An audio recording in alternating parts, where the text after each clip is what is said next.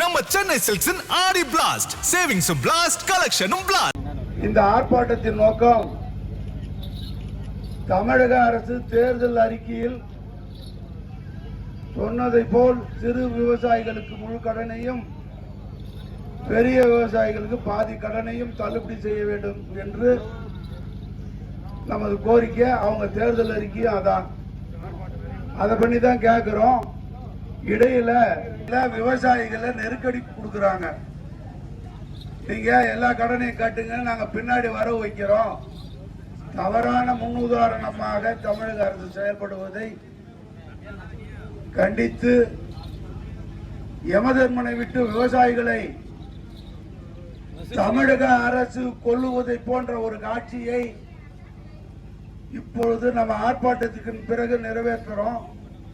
இதனுடைய நோக்கம், இதுக்கு பிறகு ஒரு தமிழக அரசு இதை புரிஞ்சுக்கலன்னா இப்படி ஒரு அரசு நமக்கு தேவையா அப்படின்னு விவசாயிகளை சிந்திக்க வைக்கிற சூழ்நிலையை தமிழக அரசு உருவாக்கி இருக்கிறது.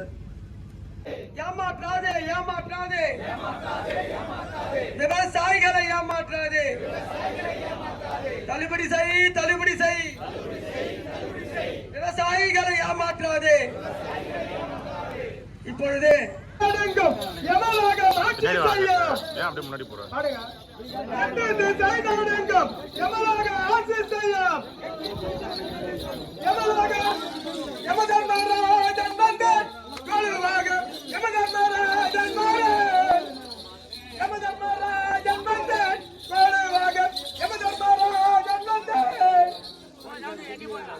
அங்க ரெண்டு வேகடி கண்டிடு, அங்க ரெண்டு வேகடி கண்டிடு, கண்டு ரெண்டு வே படி பறந்துடு, கத்தது விதி வீட்டாக கத்தது விதி வீட்டாக கோமன, கத்தது விதி வீட்டாக கோமன,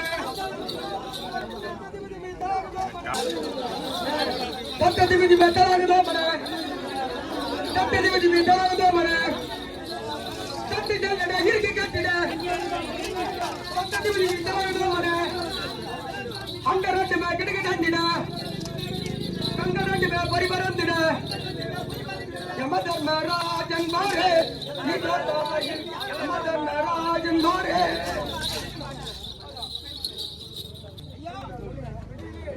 இப்பொழுது சபை முன்பாக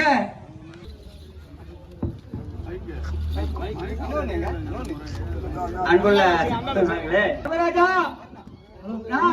சித்திரகுப்தன் வந்திருக்கேன் ஐயா. ஹலோ சித்திரகுப்தா, தெரிந்திருக்கும் இந்த விவசாயிகளுடைய எண்ணற்ற கடன்களை தள்ளுபடி செய்ய முடியாமல் இருப்பதனால், இதோ காரணத்தினால் நம்மளுடைய விவசாய கடன் தள்ளுபடி எவ்வளவு இருக்கின்றது அதை கணக்கு எடுக்க வேண்டும் என்பதற்காக உன்னை அழைத்திருக்கின்றேன். புள்ளி விவரமாக எனக்கு தர வேண்டும் சித்திரகுப்தா. வானம் பொய்த்து போச்சு. விவசாயி பூரா எல்லாம் வந்து மாடெல்லாம் விக்கிறாங்க, மாடெல்லாம் விக்கிறாங்க. இந்த 22,000 கோடி தான் ஐயா நம்ம பட்ஜெட். இது கடன், இதை தள்ளுபடி பண்ணிட்டீங்களா விவசாயிங்க வெளிநாடு நகரம் போகாம கிராமத்திலே இருப்பாங்க, இல்லைன்னா குடிபெயர்த்து நாட்டை விட்டு நாடு போடுவாங்க ஐயா. இந்த தயவு செய்து இந்த விவசாயிகளை தள்ளுபடி பண்ணுங்க ஐயா. நம்ம சென்னை சில்க்ஸின் ஆடி பிளாஸ்ட், சேவிங்ஸும் பிளாஸ்ட், கலெக்ஷனும் பிளாஸ்ட்.